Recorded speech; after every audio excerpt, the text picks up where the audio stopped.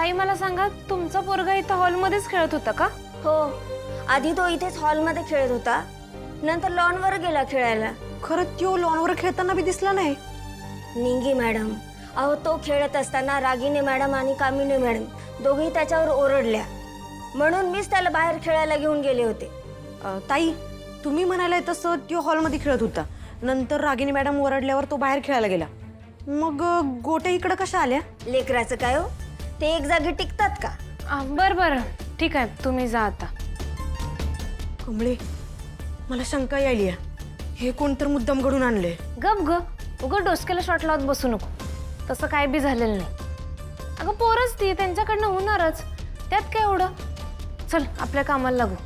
त्याआधी हे उचल, कोणतर पडायचं.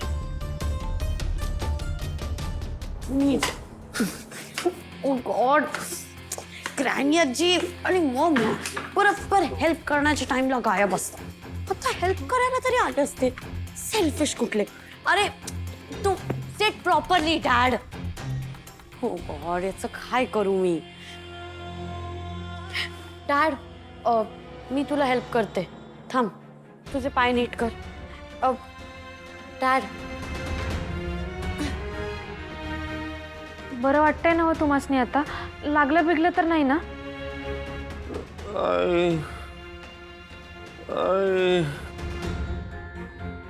हे असं आई आई का करायलेत? निंगी, आपल्याला बरं नसल्यावर आपण कोणाचं नाव घेतो? आईचंच घेतो ना. डॅड यार, तू असं का वागतोयस? हा, आधी तर असं नव्हता वागत. माझ्यासाठी हे सगळं सोड ना. मी खरंच सांगते, मला हे नाही आवडत. तुला कसं एक्सप्लेन करू तुझी सिच्युएशन आता काय? हा अनिका, बरं झालं तू येळेत पोचलीस बघ, नाहीतर काय झालं असतं विचार करून बी मला धस होत आहे. हो ना कमळी, बरं झालं मी तिथे टाइमवर पोचले. नाही तर मग डॅड पडला असता. बरं झालं मी वाचवलं. बरं, त्यासनी आता आराम करू दे, आम्ही बी येतो. हां, बाय. डॅड का असा वागतोस? प्लीज सांग ना. प्लीज असं नको वागूस डॅड, प्लीज. मला खूप त्रास होतोय. तुला कसं सांगू मी? डॅड,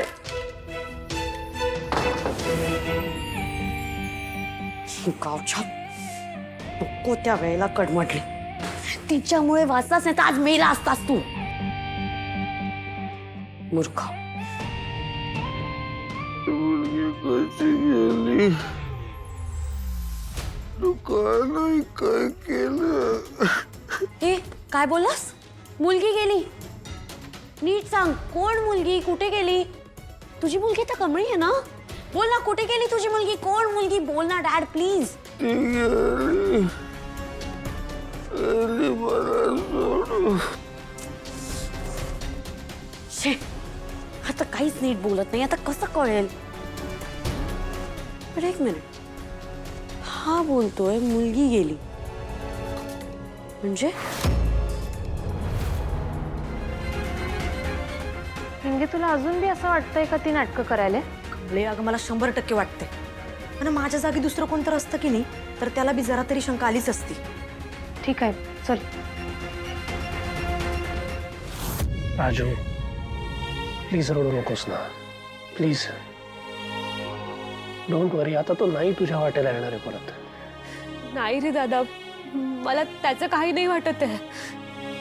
मला तुझी काळजी वाटते. माझ्यामुळे आई आणि दादा तुला किती बोलले. आणि दादा, त्या मुलाच्या आई वडिलांनी पण तुझ्यावर एनसी केली आहे. सॉरी दादा, माझ्यामुळे तुला सगळा त्रास होतोय ना. आई आणि दादाचा अजिबात मनावर घेऊ नको, आणि त्या एनसीचा आता अजिबात विचार करू नको. एनसी झाली म्हणजे काही अरेस्ट नाही होणार आहे मला, आणि अरेस्ट झाली ना तरी फरक नाही पडत. असा कसा नाही पडणार फरक? अरे, इनामदारांची अब्रूत चव्हाट्यावर टांगायला निघालाय तुम्ही दोघे. मगाशी झालं त्यावरून समाधान झालं नाहीये का तुझं? का परत परत तोच विषय काढतोयस? मी परत परत तोच विषय उकरून काढतोय कारण तू परत परत तसा वागतोय ऋषी. आणि आई तुझ्या या मूर्खपणाबद्दल काहीही बोलली नसली तरी मला तुझं हे वागणं अजिबात पटलेलं नाहीये. पण काय करणार, तुझ्या चुकांवर पांघरून घालावंच लागणार ना. छोटा भाऊ आहेस ना तू माझा. का लाज वाटते मी भाऊ याची? आयडियली प्राजक्ताला लाज वाटली पाहिजे, तू तिचा भाऊ आहेस याची. तोंडाला येईल ते बोलू नको सा ऋषी. इनामदारांच्या स्टेटसला मारामारी करणं शोभत नाही. ऐक ना, आपल्या बहिणीची उद्या अब्रू गेली तरी तू स्टेटस घेऊन बसणारस का? पण मी म्हणतो की प्राजक्ताला सुद्धा त्या मुलांच्या नादी लागायची गरजच काय होती? थोडीफार चुकीची पण असणारच आहे ना. तू गप्प गप्प बसा तू आता. आपल्याच बहिणीला ब्लेम करताना लाज नाही वाटली तुला? का आता प्राजक्ता तशी नाही हे मला वेगळं सांगावं लागणार आहे तुला? माहितीये ना, माहितीये की आपली प्राजक्ता तशी मुलगी नाहीये. पण का ग, आपलं स्टेटस काय ह्याचं थोडंसं तरी भान ठेवून वागायची अक्कल नको तुला? टाळी कधीही एका हाताने वाजत नाही. हे बघ प्राजक्ता, आपल्या आयुष्यात आपल्याला त्रास देणारी आणि टोमणे मारणारी माणसं आजूबाजूला नेहमीच असणार. पण तू जर का त्यांना रिॲक्ट झालीच नसती तर हे सगळं घडलंच नसतं. काहीच वाटत नाही का रे तुला? आपल्या सख्ख्या बहिणीला हे बोलताना तुला काहीच वाटत नाही? ऋषी, माझ्या समोर उगाच इमोशनल बोलू नकोस. नाही, तू बोल, तुला काय वाटेल ते तू बोल. आणि तू म्हणतोस ना मला काहीच वाटत नाही. नाही वाटत मला काही. कारण रोहित इनामदारला सगळ्यात जास्त प्रिय त्याची इमेज आहे. जे प्रॅक्टिकली शक्य होतं तेच मी बोलतोय. प्रॅक्टिकल नाही आहेस तू. मूर्ख आहेस, मूर्ख. ऋषी, थांबा प्लीज. दादा जाऊ देत ना. त्याला नाही काही वाटत आहे ना, राहू देत. नको काही बोलूस त्याला.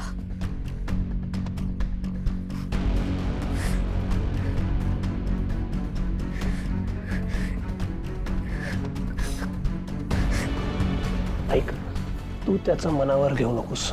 अजिबात नाही. माहिती ना तो कसा आहे ते. आणि डोंट वरी, मला काही नाही होणार आहे. बहीण आहेस तू माझी. तुला प्रोटेक्ट करणं रिस्पॉन्सिबिलिटी आहे माझी राजू. दरवर्षी राखी बांधतेस ते काय फॅशन म्हणून? त्यामागे एक विश्वास आहे ना. मग डोंट वरी, तुझ्या केसालाही धक्का लागणार नाही. जो कोणी तुझ्या वाकड्यात जाईल त्याला मी शिक्षा करेन. आणि त्यासाठी NC होऊ दे, अरेस्ट होऊ दे, नाही तर काही होऊ दे, मला फरक पडत नाही. फक्त तुझ्या डोळ्यात मला पाणी नाही बघायचंय प्राजू. प्लीज रडू नको. That's all that matters.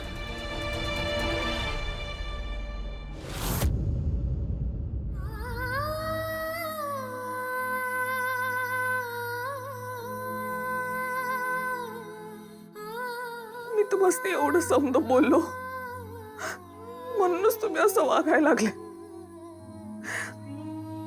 लई दुःख दिलं मी तुम्हाला.